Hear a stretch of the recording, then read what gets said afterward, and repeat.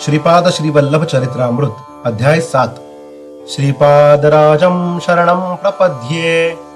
खगोल वर्णन। पहाटे श्री तिरुमलदासांनी आपले आढिक उरकून सांगण्यास सुरुवात केली। ते म्हणाले, अरे शंकर भट्टा, श्रीपाद वल्लभांचे दिव्य चरित्र अद्भुत, अतर्क्य व अपूर्व असे आहे। तुझ्यावर त्यांचा अपार स्नेह असल्या कारणाने त्यांचे दिव्य चरित्र लिखाण करण्याचे महत्भाग्य तुला लाभले आहे। असा हा दिव्य योग श्रींच्या संकल्पाने तुला लाभला आहे। नरसावधानी मृत्युमुखातून बाहेर पडल्यावर त्यांच्यातील आकर्षण शक्ती क्षीणावली।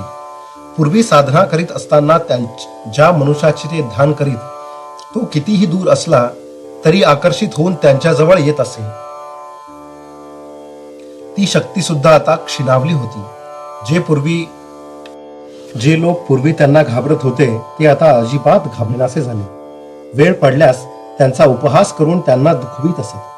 त्यांची आर्थिक स्थिती सुद्धा खालावत चालली होती। 2 वेळच्या पोटभर जेवणाची सुद्धा काही वेळा भ्रांत पडत असे।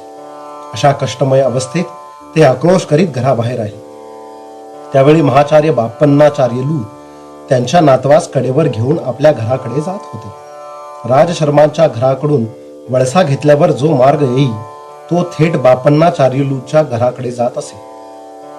श्रीपाद बालपणी आपल्या घरापेक्षा अधिक वेळ आपल्या आजोबांच्या घरीच राहत। श्री नरसिंह वर्मा व श्री व्यंकटप्पा श्रेष्ठी यांच्या घरी सुद्धा स्वेच्छेने जात। श्रीपादांशी बोलावे असे नरसावधानींच्या मनात आले। त्या गोंडस आणि लाडीवाळ अशा दिव्य बालकास एकदा तरी कडेवर घेऊन लाड करावे असे त्यांना वाटले। नरसावधानींची दृष्टी श्रीपादांवर पडली। श्रीपादांनी नरसावधानीकडे पाहून मंद स्मित केले। ते स्मित हास्य अत्यंत मोहित करणारे होते। नरसावधानी भिक्षेसाठी श्रेष्ठींच्या घरी गेले। तेथे श्रीपाद श्रेष्ठींच्या मांडीवर खेळत असलेले दिसले। नरसावधानींकडे पाहून श्रीपाद मिश्किलपणे हसले। नरसावधानी भिक्षा घेऊन ते नरसिंहवर्मांच्या घरी गेले। तेथे त्यांना श्रीपाद नरसिंहवर्माच्या खांद्यावर खेळत असलेले दिसले। नरसावधानीकडे पाहून श्रीपाद पुन्हा मिश्किलपणे हसले। एकाच वेळी बालक श्रीपाद श्रेष्ठींच्या घरी, वर्मांच्या घरी आणि आजोबा बाप्पन्नाचार्यलू यांच्या घरी होते। नरसावधानींना हे स्वप्न आहे का विष्णुमाया हे कळत नव्हते। गावातील लोक नरसावधानींचा छळ करू लागले। पादगया क्षेत्रातील स्वयंभू दत्ताची मूर्ती अदृश्य होण्यामागे नरसावधानींचा हात आहे अशी लोक निंदा करू लागली। या लोकनिंदेने पीडित होऊन नरसावधानी भ्रमिष्ठासारखे घरी परतले। त्यांना अशा स्थितीत पाहून त्यांची पत्नी अत्यंत दुःखी झाली। तिच्या मनातील वेदना प्रकट करण्यासाठी ती देवघरात गेली। तेव्हा तिने पाहिलेले दृश्य आश्चर्यकारक होते। त्यांच्या देवघरात श्रीपाद बसलेले होते। त्यांना पाहून त्या पती पत्नीला अतिशय आनंद झाला। त्या उभयतांनी श्रीपादांना राजगिऱ्याचे भाजीचे भोजन करण्याचा आग्रह केला, परंतु श्रीपादांनी जेवण्यास नकार दिला। काल, कर्म आणि कारण या तिन्हींचा एकाच वेळी संयोग झाल्यास असे अलभ्य योग जुळून येतात। विवेकवंत अशा योगांचे लाभ करून घेतात, तर अविवेकी या लाभास मुक्तात। श्रीपाद प्रभूंनी त्या पती पत्नीच्या विनंतीस होकार दिला, परंतु या जन्मीसाठी नसून पुढल्या जन्मीसाठी। पुढल्या जन्मी ते महाराष्ट्राच्या पुण्यभूमीत नृसिंह सरस्वतीच्या अवतारात त्यांच्या घरी अवश्य भोजन घेतील असे त्यांनी वचन दिले। एखादे समयी सूर्य चंद्राच्या गती बदलणे साध्य होईल, परंतु प्रभूंच्या वचनाच्या विरुद्ध जाणे पंचभूतासहित कोणत्याच जीवास शक्य नसते। जग जरी हिंदोळले, युग जरी पालटले, तरी श्रीपादांच्या लीला नित्य सत्य व नित्य नूतन आहेत। देवघरात बसून श्रीपाद प्रभूंनी नरसावधानी आणि त्यांच्या धर्मपत्नीस हितोपदेश केला। हा उपदेश दत्तभक्तांना अत्यंत उपयोगी आहे। प्रश्न: तू कोण आहेस? देवता, यक्ष की मांत्रिक? उत्तर: मीच आहे। पंचभूतात्मक सृष्टीतील अणुरेणूमध्ये विद्यमान असलेली अदृश्य शक्ती ती मीच। पशु पक्षासहित समस्त प्राणी मात्रामध्ये मातृ व पितृ स्वरूपाने स्थित आहे तो मीच।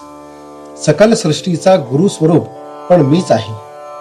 प्रश्न: तू श्री दत्त प्रभूंचा अवतार आहेस का? उत्तर: निसंशयाने मी दत्तच आहे। तुम्ही शरीरधारी असल्याने तुम्हाला माझी ओळख पटण्यासाठी मी शरीर धारण केले आहे. वास्तवात मी निराकार व निर्गुण आहे.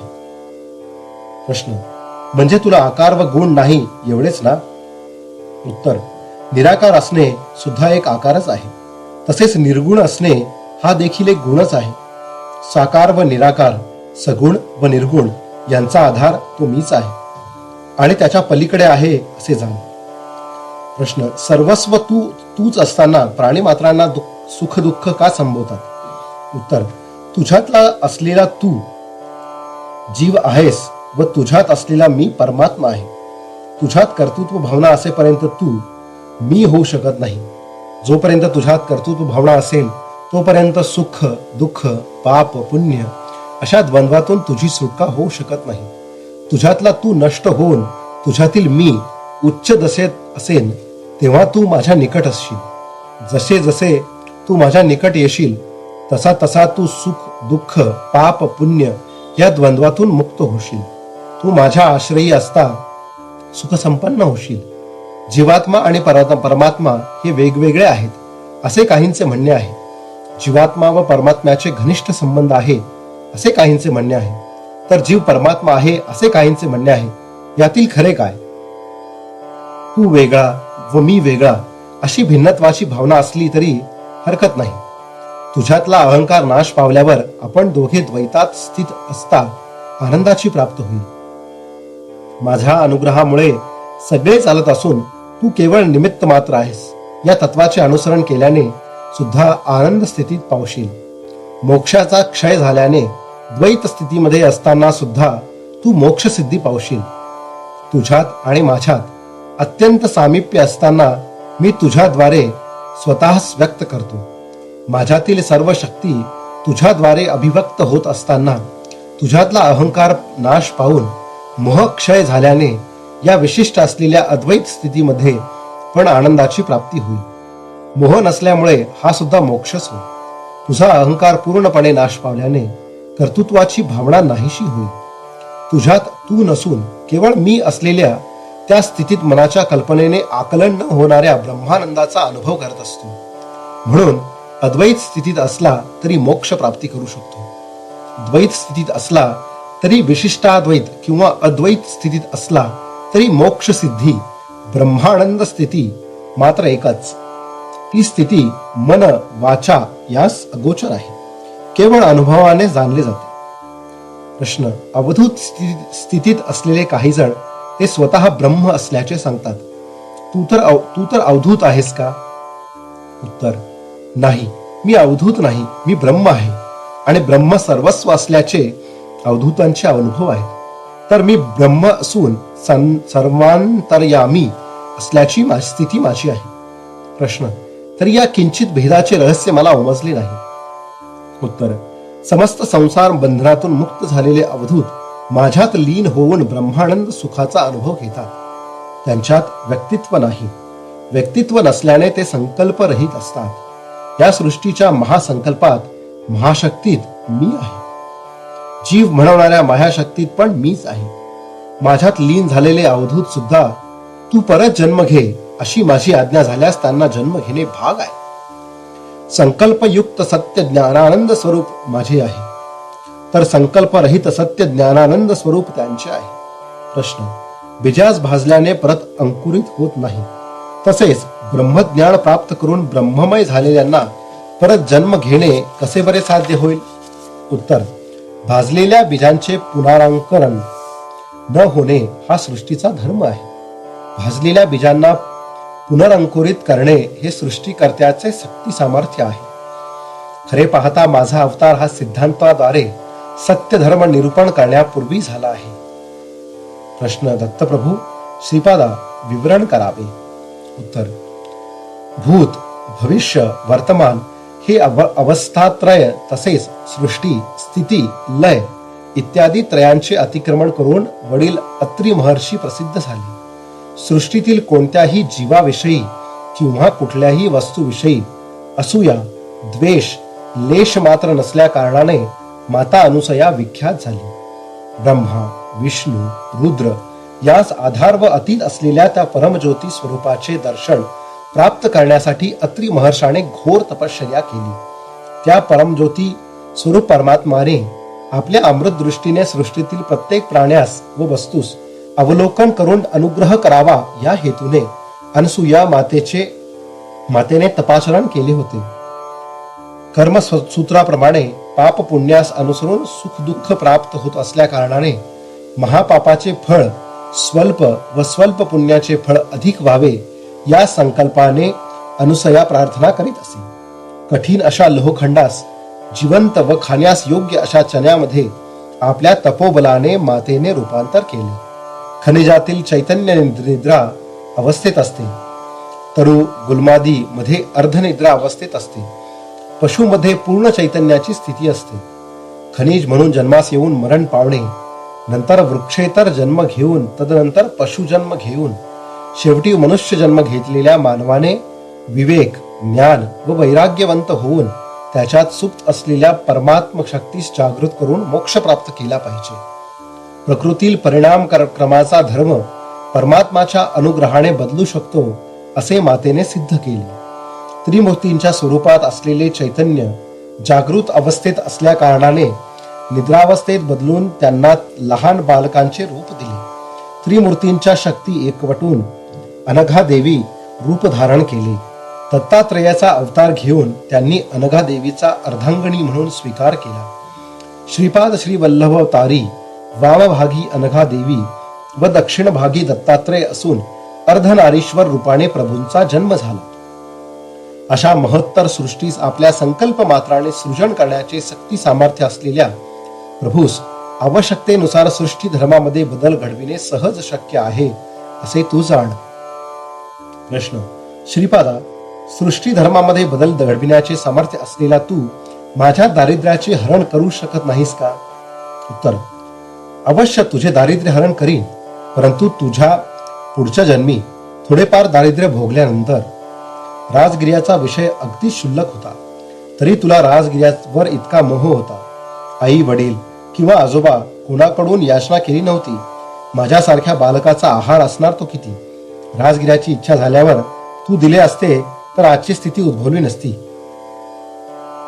पण आता ती वेळ गेली. तुझ्या मनातील मालिन्य दूर करण्यासाठी तुझे हे जीवन पुरणार नाही. प्रत्येक मनुष्य आपले पुण्यफल आयुष्य, ऐश्वर्य, कीर्ती, धन, सौंदर्य इत्यादी रूपाने पावतो. पापाचे फळ म्हणून दारिद्र्य, अल्पायुष्य, कुरूप, कुख्यादी इत्यादी पावतो. तुझ्या पुण्याचा अधिक भाग काढून तुला आयुष्य दिले, जेणेकरून तुझे पुण्य खर्च झाले. आता तुझे पाप जास्त असल्या कारणाने दारिद्र्य भोगले पाहिजे. तरी स्वयंभू दत्ताची आराधना केल्या कारणाने दारिद्र्य असले तरी 2 वेळचे अन्न तुला लाभेल असा तुला माझा आशीर्वाद आहे. प्रश्न: हे श्रीपादा, वर्णाश्रम धर्माप्रमाणे वर्तन करावे असा शास्त्रांचा निर्धार आहे. तुमच्या आजोबांनी वैश्यांना पण वेदोक्त पद्धतीने उपनयन करता येईल असा जो निर्णय दिला तो चुकीचा नाही का? उत्तर: सत्य ऋषीश्वरांच्या निर्णयात खोट शोधण्याचा प्रयत्न केल्यामुळे तुझी जिव्हा छाटून टाकली पाहिजे. आजोबा म्हणजे कोण तुला वाटतं? ते साक्षात भास्कराचार्य होत, विष्णू दत्त व सुशीला. स्वार्थ म्हणजे काय ठाऊक नसलेले परम पवित्र अशी दंपती. त्यांना माझे माता पिता म्हणून जन्मास घालावे असा आदेश मी काल व कर्मदेवतांना दिला. नरसिंह वर्म्यांचे पूर्वज श्री लक्ष्मी नृसिंह स्वामींचे अनन्य भक्त. सिंहाचली होत असलेल्या यज्ञ यागात विशिष्ट अन्नदान केलेले पवित्र घराणे. मी पीठिकापुरी जन्म घेण्यापूर्वीपासून एका क्रमपद्धतीने ही विशिष्ट घटना घडवून आणली. त्या 3 घराण्याशी असलेले ऋणानुबंध एका जन्मात फेडले जाऊ शकत नाही किंवा एका अवतार काळात समाप्त करण्यासारखे नाही. माझे वरदहस्त त्यांच्यावर वंशवंशी असेल. माझ्या छत्रछायेत ते निश्चिंत राहतील. आता माझ्याविषयी बोलायचे असेल तर काहीही किंमत नसलेला राजगिरा तू मला देऊ शकला नाहीस. मी भोजन केल्यास लाख ब्राह्मण भोजनाचे पुण्य तुला लाभले असते. तू खराच दुर्दैवी आहेस. धर्म कुठले, अधर्म कुठले याविषयी वाद असेल तर शास्त्रांचा आधार घेतला पाहिजे. शास्त्राप्रमाणे आचरण करावे किंवा करू नये याविषयी मीमांसा होत असेल तेव्हा निर्मल अंतःकरण असलेल्या सत्पुरुषांचे म्हणणे शास्त्र ठरते. ते म्हणतील ते वेद वाक्या समान मासून धर्मसंमत असते. त्यांनी अधर्माने निर्णय घ्यायचा प्रयत्न केला तर धर्मदेवता त्यांना अधर्म मार्गाने परावृत्त करून धर्मसंमत असलेले निर्णय देण्यास बाध्य करते. हिंसा करणे पाप आहे असे शास्त्र सांगते. पण श्रीकृष्ण परमात्म्याच्या समक्ष झालेले युद्ध धर्मयुद्ध झाले. कौरव पांडवांचे युद्ध धर्मयुद्ध व युद्ध झालेले स्थळ धर्मक्षेत्र म्हणून प्रख्यात झाले. यज्ञ करणे पुण्य फलप्रद आहे, परंतु परमात्म्याचे स्वरूप असलेल्या शिवास आवाहन न करता केलेल्या दक्षाच्या यज्ञाचे शेवटी युद्धात रूपांतर झाले. दक्षाचे शिर धडा वेगळे झाले. नंतर त्याला अजाचे शिर लावण्यात आले. रोग्यास पित्त प्रकोप झाल्यास वैद्य लिंबू आवळा इत्यादींनी उपचार करतो. शरीराचा एखादा भाग नासल्यास तो भाग शस्त्राने छेदून रोगाचे निदान करतो. मी पण तसाच आहे. माझ्यात देवतांचे अंश आहेत, तसेच राक्षसांचे अंश पण आहेत. मी उन्मत्तासारखा, पिशाच्यासारखा, राक्षसासारखा पण व्यवहार करतो. माझ्या अंतर्मन जीवाविषयी अत्यंत करुणा असल्यामुळे तुमचे स्वभाव, तुमचे शुभाशुभ कर्म यास अनुसरून मी वर्तन करीत असतो. अनन्य शरणागत झालेल्या माझ्या भक्तांचे हात मी सोडित नाही. दूरदेशी असलेल्या माझ्या भक्तास माझ्या क्षेत्री आणतो. ऋषींचे कुळ व नदीचे मूळ विचारू नये. आदी पराशक्ती कन्यका परमेश्वरीच्या वैश्य कुळात अवतरण झाले नाही का? सिद्ध असलेल्या मुळीत वैश्य मुनी नाहीत का? ब्राह्मण, क्षत्रिय, वैश्यच नव्हे तर शूद्र जरी निष्ठेने नियम पालन करणारा असेल तर वेदोक्त उपनयनास अधिकारी आहे. उपनयन संस्काराने तिसरे नेत्र म्हणजेच ज्ञान नेत्र उघडले पाहिजे. अंतःकरण शुद्ध होऊन ब्रह्मज्ञानास मन मग्न झाले पाहिजे. तुझे मन शाक ज्ञानाविषयी पूर्णपणे मग्न झालं आहे का? ब्रह्म हे बाजारात मिळणारी वस्तू आहे का? या जन्मी ब्राह्मण म्हणून जन्मास आलेला पुढच्या जन्मी चांडाळ म्हणून जन्म पाहू शकतो. तसेच या जन्मी चांडाळ म्हणून जन्मास आलेला पुढच्या जन्मी ब्राह्मण म्हणून जन्मास येऊ शकतो. ब्रह्मवस्तू कुल, मत, देश, काल यांच्या अतीत असलेले रहस्य आहे असे तू जाण. देव भावप्रिय असून बाह्यप्रिय नाही. तुझ्या भावास अनुसरून दैव कार्य करीत असतो. ब्रह्मज्ञानाचा उपदेश करीत असता मी ब्राह्मण असतो. भक्तांचे योगक्षेम व अनुग्रह करण्यासाठी दरबारात असतो तेव्हा क्षत्रिय असतो. प्रत्येक जीव आपापल्या पाप पुण्य कर्माप्रमाणे फळ पावतो. प्रत्येक जीवाचा लेखाजोखा माझ्याजवळ आहे. तोलून मापून पाप पुण्याचे फल वाटप करताना मी वैश्य आहे. भक्तांचे कष्ट आपल्या शरीरात घेऊन त्यांना सुख शांती प्रदान करण्याचा सेवा धर्म मी धारण केला असता शूद्र असतो. जीव मृत्यू पावल्यावर चिताग्नी देऊन त्यांच्या शरीरात भस्मीभूत करून उत्तम गती प्राप्त करून देत असताना मी डोम असतो. आता तू मला सांग, मी कोणत्या कुळाचा आहे? प्रश्न. श्रीपादा, क्षमा करा, मी अज्ञानी आहे. आपण साक्षात दत्तप्रभू आहात. समस्त जीवांचा आश्रय तूच आहेस. खरे पाहता या सृष्टीची रचना कशी झाली याचे विवरण करून मला कृतार्थ करावे. लोकालोक वर्णन. तर आजोबा, स्वर्गात 88,000 गृहस्थ मुनींचा वास असतो. पुनरावृत्ती होणे त्यांचा धर्म असून धर्म प्रचारासाठी बीज रूपाने ते विद्यमान असतात. परमात्म्याच्या अनिर्वचनीय अशा शक्तींच्या एका स्वल्प अशा अंशाने जगत सृष्टी रचण्यासाठी ब्रह्मदेवाची उत्पत्ती झाली. परमात्म्यापासून क्रमाने सर्वव्यापी असे जल निर्माण झाले. परमात्म्याच्या तेजाने त्या जलात कोट्यावधी सुवर्णकांतीयुक्त अंड उत्पन्न झाले. त्या अंडात एक अंड आपण निवास करीत असलेले ब्रह्मांड आहे. त्यातील आतले भाग अंधकारमय असून तेथे परमात्म्याचे तेज मूर्तिमान झाल्याने अनिरुद्ध हे नाव विख्यात झाले. त्या अंड्यातील अंधकार परमात्म्याने आपल्या तेजाने नाहीसा केला. हिरण्यगर्भ, सूर्य, सविता, परंज्योती अशा अनेक संज्ञांनी वेदांत त्याचे वर्णन आले आहे. त्रेता युगात पिठिकापुरात भारद्वाज महर्षींनी 1 कोटी ब्रह्मांडात भरलेल्या दत्तात्रेयांच्या तेजास उद्देशून सवितृ काठकाचे आयोजन केले होते. सत्यलोकात निरामय स्थान नावाचे एक स्थान आहे. त्रिखंड सोपानात वसु, रुद्रादित्य नावाने पितृगणांचा येथे वास आहे. निरामय स्थानाचे संरक्षण म्हणून ते कार्य करत असतात. कारण ब्रह्मलोक म्हणविणाऱ्या या स्थानात चतुर्मुख ब्रह्माचे निवासस्थान आहे. त्यास विद्यास्थान किंवा मूल प्रकृती स्थान असे जाणले जाते. त्यावर प्रख्यात असलेले श्रीनगर आहे.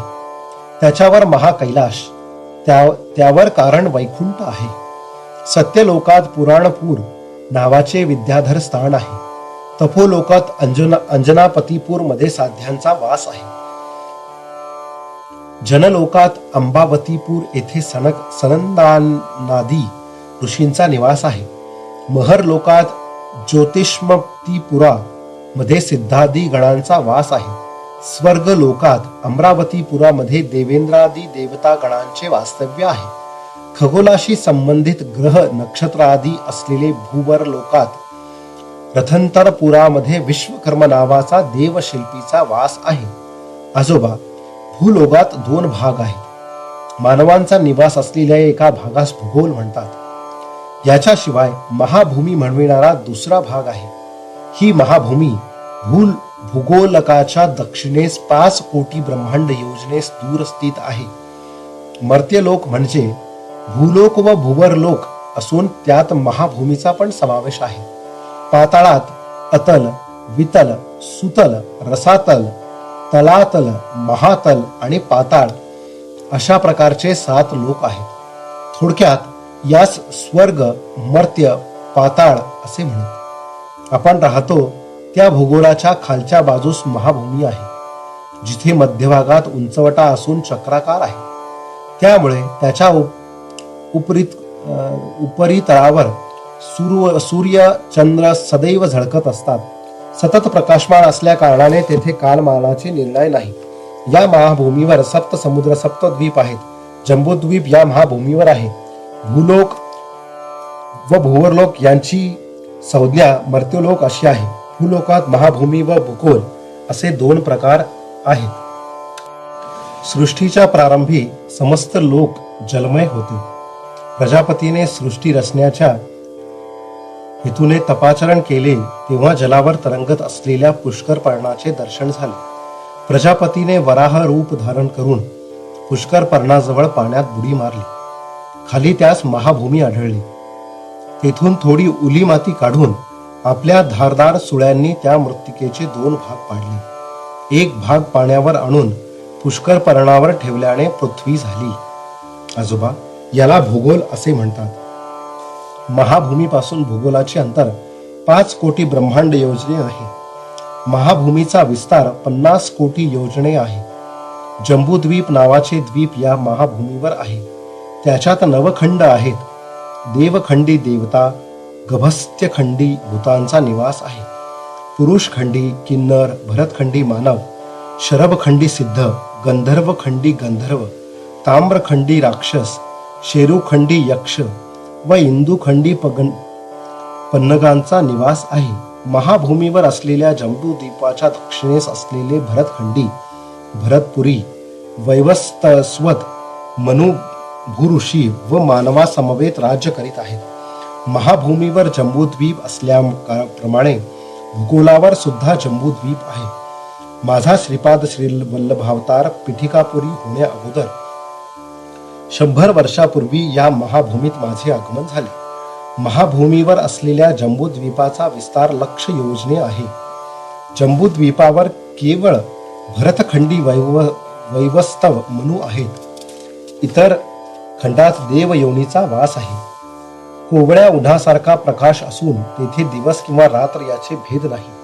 लवण समुद्राचे 1,00,000 योजने, लक्षद्वीपाचे 2,00,000 योजने, इक्षुरस समुद्राचे 2,00,000 योजने, कुशद्वीपाचे 4,00,000 योजने, सुरा समुद्राचे 4,00,000 योजने, क्रौंच द्वीपाचे 8,00,000 योजने, सर्पी समुद्राचे 8,00,000 योजने, शाकद्वीपाचे 16,00,000 योजने, दधी समुद्राचे 16,00,000 योजने, शल्मली द्वीपाचे 32,00,000 योजने, क्षीर समुद्राचे 32,00,000 योजने, पुष्कर द्वीपाचे 64,00,000 योजने, शुद्धिजल समुद्राचे 64,00,000 योजने, चलाचल पर्वताचे 128,00,000 योजने, चक्रावळी पर्वताचे 256,00,000 योजने, लोकालोक पर्वताचे 512,00,000 योजने, तपोभूमीचे 1250 लक्ष योजने असा विस्तीर्ण आहे.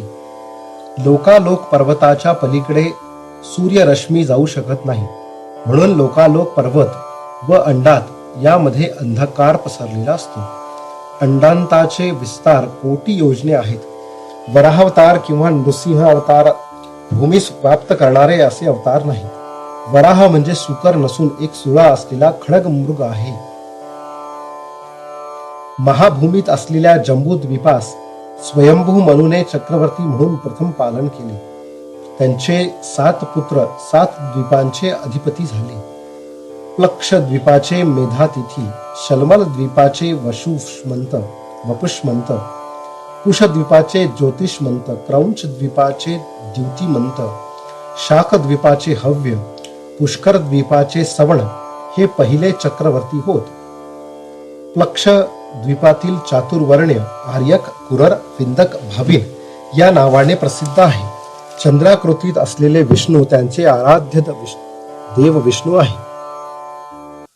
शलमल द्वीपी कपिल, चारणक, पीत व कृष्ण असे 4 वर्ण आहेत. त्यांचे आराध्य देव विष्णू आहे. कुश द्वीपात दमी, सुष्मीन, स्नेह व मंदेह असे 4 वर्ण आहेत. त्यांचे आराध्य देव ब्रह्मा आहे. क्रौंच द्वीपात पुष्कल, धन्य व पिष्य असे 4 वर्ण असून त्यांचे आराध्य दैवत रुद्र आहे. शाक द्वीपात मंग, मागध, मानस व मंद असे वर्ण असून ते सूर्य भगवानाची उपासना करीत. पुष्कर द्वीपात मात्र चातुर्वर्ण नाही. सगळे देवतांच्या सारखे रोग व शोक मुक्त असून आनंदाने कालक्रमण करतात. त्यांचे आराध्य दैवत ब्रह्मा आहे.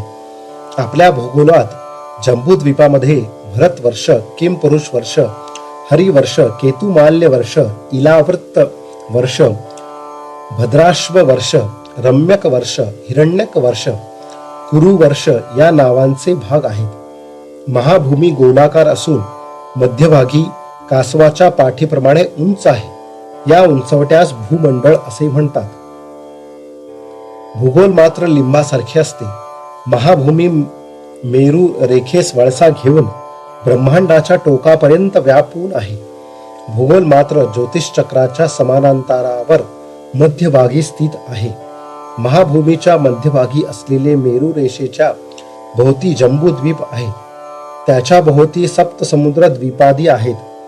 भूगोलाच्या उत्तरार्धास देवभाग व दक्षिणार्धास असुर भाग असे म्हणत. महाभूमीच्या मध्यभागी मेरू देदीप्यमान असून जीवास पालन करणाऱ्या मनुचे निवासस्थान आहे. भूगोल जीवाचे निवासस्थान आहे. महाभूमीच्या भोवती चक्रवाळ पर्वत शिखरी ज्योतिषचक्र स्थित आहे. भूगोल मात्र यापेक्षा भिन्न आहे. सप्तकक्षांनी आवृत्त असलेले ज्योतिषचक्र भूगोलाची रोज एक प्रदक्षिणा करीत आहे. महाभूमीत शीतोष्ण वातादी कमी असून सदैव प्रकाशमान असल्या कारणाने नित्य दिवस असल्याचे काळाने व्यत्यास नाही. भूगोलात याच्या विपरीत आहे. महाभूमी केवळ पुण्यफळ अनुभवण्यास प्राप्त करण्यायोग्य आहे. स्थूल शरीराने अप्राप्य आहे. भूगोल पुण्य मिळविण्यासाठी असलेली कर्मभूमी असून स्थूल शरीरधारी राहण्याची भूमी होय. महाभूमीवर मणुप्रलयाशिवाय दुसरे प्रलय उद्भवत नाही. भूगोलात युग प्रलय, महायुग प्रलय, मणुप्रलय इत्यादी घडतात. महाभूमीस धात्री, विधात्री अशी नावे आहेत. भूगोलास मही, उर्वी, क्षिती, पृथ्वी, भूमी अशी नावे आहेत. आजोबा, पाताळ लोकाविषयी सांगतो ऐका.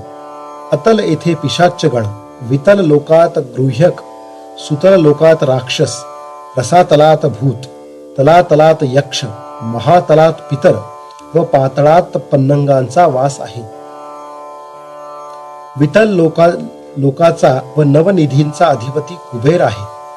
हा ब्रह्मांडाचा कोशाधिपती असून उत्तर दिशेस अलकापुरी येथे याचा वास आहे. वितल लोकाच्या मेरूच्या पश्चिमेस योगिनीपुरात मय राहतो. हा राक्षसांचा शिल्पी असून त्याने त्रिपुरासुरास आकाशात उंच विहार करण्यास योग्य असे त्रिपुर निर्माण करून दिले. सुतलातील वैवस्वत पुरात यमाचे अधिपत्य आहे. हा दक्षिण दिशेचा अधिपती आहे. या नगरात प्रवेश करण्यापूर्वी अग्निहोत्रा नदी आहे. या नदीस वैतरणी असे म्हणतात. पुण्यवंतास ही नदी सुलभ रीतीने ओलांडता येते, तर पापात्म्यास अति कष्टदायक ठरते. रसातलात पुण्यनगर येथे निऋती नावाचा दैत्य राज्य करतो. हा नैऋत्य दिशेचा अधिपती आहे. तलातल लोकात धनिष्ठापुरात पिशाच्च गणाबरोबर वेताळाचे राज्य आहे. महातलात कैलासपुरी सर्वभूत गणासहित कात्यायनीपती ईशान आहे. ते ईशान दिशेचा अधिपती होय. पाताळात वैकुंठ नगर आहे. त्यात श्रीमन्नारायण पाताळात असलेल्या असुरांसहित वासुकी इत्यादी सर्पश्रेष्ठाबरोबर शेषशायी होऊन विराजमान आहेत. ह्यास श्वेतदीपात असलेले कार्य वैकुंठ असे म्हणतात. पाताल लोकात त्रिखंड सोपान आहे. प्रथम खंडात अनंग जीवाचा निवास आहे. द्वितीय खंडात प्रेतगणांचा वास आहे.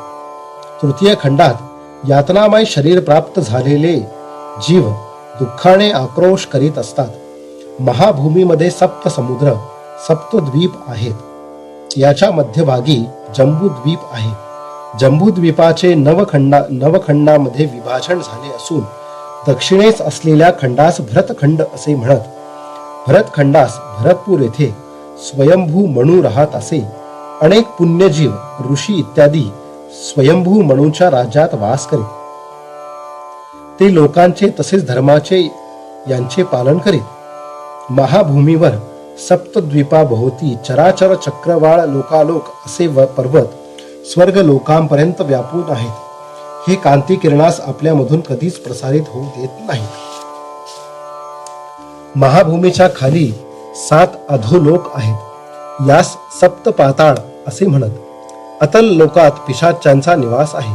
विताळ लोकात अलकापुरीत कुबेर राहतो व योगिनीपुरात राक्षसांसमेत मय राहतो.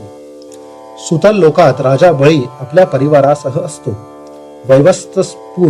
वैवस्वतपूर यमाचे निवासस्थान असून येथील नरकात पापी जीव यातना भोगतात. रसातल लोकात पुण्यपूर येथे निऋती भूत गणासहित निवास करतो.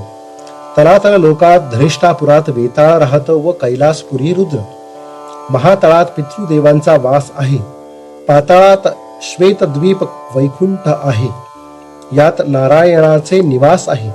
मेरूस लागून अधोभागी अनंग जीव प्रेतगण व यातना देह असतात. निरालंब सुच्चग्रस्थानात महापातकी असत. भोजनांथी रौरवे अपुण्य निलये पद्मार्बुद निवासीनाम आर्थीनाम उदकम दत्तमक्षयम प्रतिष्ठी म्हणून उत्तरापोषणात उदक यास प्रदान करीत असतो. भूलोकात असलेले भूगोल व महाभूमी भिन्न आहेत हे स्पष्टपणे समजून घे. भूगोल बिंदूच्या वर ऊर्ध्व ध्रुव स्थानापर्यंतच्या प्रदेशास मेरू रेखेस प्रकाशमान करणारे सूर्यलोक होय. हे सूर्यदेवतेचे लोक असून सूर्य ग्रहमंडल नव्हे. याचप्रमाणे चंद्रलोक, अंगारक लोक, बुधलोक, गुरुलोक, शुक्र लोक, शनैश्चर लोक, राशादी देवता लोक, नक्षत्र देवता लोक, सप्तऋषी लोक, ऊर्ध्व ध्रुव लोक असे आहेत. याशिवाय आणखी अवांतर लोक सुद्धा आहेत. भूमध्य बिंदूपासून सूर्यलोक लक्ष ब्रह्मांड योजने आहे. हे सूर्यग्रहाचे अधिपती असलेले सूर्य देवतेचे स्थान आहे. भूमध्य बिंदूपासून चंद्रलोक 2 लक्ष ब्रह्मांड योजने, अंगारक लोक 3 लक्ष ब्रह्मांड योजने, बुधलोक 5 लक्ष ब्रह्मांड योजने, गुरुलोक 7 लक्ष ब्रह्मांड योजने, शुक्रलोक 9 लक्ष ब्रह्मांड योजने, शनैश्वर लोक 11 लक्ष ब्रह्मांड योजने, राशादी देवता लोक 12 लक्ष ब्रह्मांड योजने, नक्षत्रादी देवता लोक 13 लक्ष ब्रह्मांड योजने, सप्तऋषी लोक 14 लक्ष ब्रह्मांड योजने, ध्रुव लोक 15 लक्ष ब्रह्मांड योजने आहे. याप्रमाणे भूमध्य बिंदूपासून विविध अंतरावर स्वर्गलोक, महरलोक, जनलोक, तपोलोक, सत्यलोक आहेत. भूमध्य बिंदू पासून ब्रह्मांडास भोवती भिंतीसारखे म्हणजे अंडांतापर्यंत 24,50,00,000 ब्रह्मांड योजनांचे अंतर आहे. भूमध्य बिंदूपासून अंडांताच्या बाहेरपर्यंत 25,50,00,000 ब्रह्मांड योजनांचे अंतर आहे. भूलोक, भुवरलोक व स्वरलोक प्रलयकाळी नाश पावतात. स्वरलोकावरील महरलोक थोडेफार नाश पावून थोडे स्थिर राहतात. त्यावर असलेले जन, तप व सत्य लोक ब्रह्माच्या आयुष्याच्या अंती नाश पावतात. स्वर्ग म्हणजे स्वरलोक, महरलोक, जनलोक, तपोलोक, सत्यलोक व अंडांतापर्यंतचा प्रदेश. आजोबा, दत्त तत्व तुला अनुभवायचे असेल तर लक्ष वेळा जन्म घेतले पाहिजे. कोट्यानो कोटी ब्रह्मांडास व्याप्त करून त्यांचे अतिक्रमण करून असलेले एकमेव तेजो महाराशी म्हणजे दत्त असे समज. ते दत्तप्रभूस तुझ्या समोर असलेले श्रीपाद श्रीवल्लभ आहेत हे जाण. श्रीचरणांनी केलेला हितोपदेश ऐकून नरसावधानी व त्याची पत्नी चकित झाले. 1 वर्षाच्या बालकाने साधिकाराने एवढे महत्वपूर्ण व गहन विषय सांगणे व स्वतः दत्त असल्याचे निरूपण ऐकल्यावर नरसावधानी व त्याच्या पत्नीस राहावले नाही. ते ढसढसा रडू लागले. त्या दिव्य शिशूचे श्रीचरण स्पर्श करावे अशी इच्छा व्यक्त केली. त्यास श्रीपादांनी नकार दिला.